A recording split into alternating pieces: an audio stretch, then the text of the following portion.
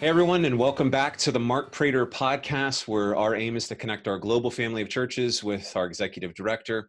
Mark, last time on the podcast, we talked about the fatigue, the weariness that a pastor can feel from the many different decisions that are connected with reopening, the criticisms, critiques, the many conversations that are happening in elder teams. But also at the same time, our guys, many of us are dealing with the fact that we are just taking in massive amounts of information. There is just always something new and terrible happening that appears on our Twitter timeline or elsewhere. Do you have any words for us, Mark, to encourage us as we process all of these voices each day?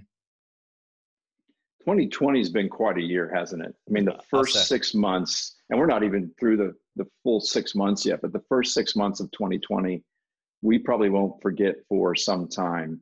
And, Mark, did we skip over murder hornets? Oh, we did. I think we might have skipped over murder hornets. We did. We have not been serving the pastors of Sovereign Grace. We're not talking about murder hornets. Right. But obviously, there's so much information. In fact, when I hear guys talk of pastors in Sovereign Grace, there is what I would say an information fatigue. Obviously, the pandemic, you're trying to get all the information you can, and then the lockdown, and what do you do as a church in the midst of a lockdown, and then the reopening plans, and information continues to really change on that. That might affect your reopening, how you do reopening in the future. The tragic murder of George Floyd and the peaceful protests that have occurred here in the States and in places throughout the world. And then just earlier this week on Monday, the Supreme Court decision related to the civil rights law of 1964. All of that is information that a pastor has to be aware of. So I think guys are experiencing some information fatigue. Yeah. I mean, I think some of us, I would guess, deal with this skillfully and tactfully, but there would also be some of us that are on Twitter, other social media platforms, and could easily just become immersed in constant new information that's arriving, analysis of information. I've told my church, sometimes the best thing in the world to do is just close the app for a while. That's good counsel. That's good counsel. I think right now, 1 Timothy 4:16 is appropriate for pastors. Obviously, Paul is writing to Timothy pastorally. It's a pastoral epistle where it says, keep a close watch on yourself. So watch yourself. How much, in this case, how much information are you exposing yourself to? You need it, but you can overload yourself. So keep a close watch on yourself, and then keep a close watch on the teaching. Part of the reason we need the information is because we need to pastor and lead our churches with good theology. Mm-hmm. So obviously in the first 6 months of this year, our ecclesiology has been really important in terms of how we thought about matters, in terms of closing down and reopening our church.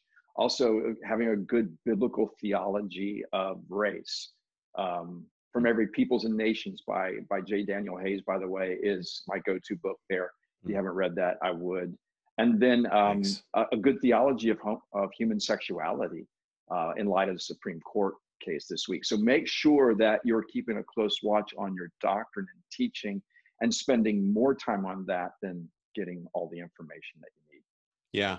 I mean, our responsibility is not to, as pastors, bear all of the burdens of everything terrible happening in the world, though I imagine we certainly care. Our responsibility is to bear the burdens and cares of our church primarily and live local, wouldn't you say? I totally agree. Yeah. And I think that you're getting the information because you're trying to then determine how it's impacting your church. So actually, this is one of my favorite verses in the Bible, Acts 20, verse 28. Pay careful attention, different language, pay careful attention to yourself and to the flock of God where he has made you an overseer. Yeah. And I think that's real important right now, that you're paying careful attention to your specific church, because all of those issues that we just mentioned that have played out the first 6 months of this year are going to impact churches differently. Yeah. And so you've got to study your church. You've got to know exactly how it's impacting them, to know then how to lead them through it, and preach them through it, and pastor them through it. And so I think what that means is that there's not a uniform way to address all of those issues. Right. Pastors are going to need to determine what's best for their local church. And what that's done for me, Ben, is just increase my appreciation for our pastors in Sovereign Grace, because I know Amen. they're doing that.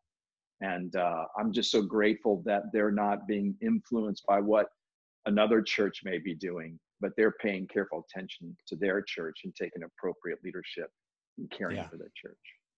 Well said. Thanks, Mark, for your thoughts. And thank you, everyone who watched this podcast. We'll see you next time right here. Thank you for watching. If you have questions or comments, Mark would love to hear from you. For more videos like this, hit subscribe on YouTube or by email at markkprater.com.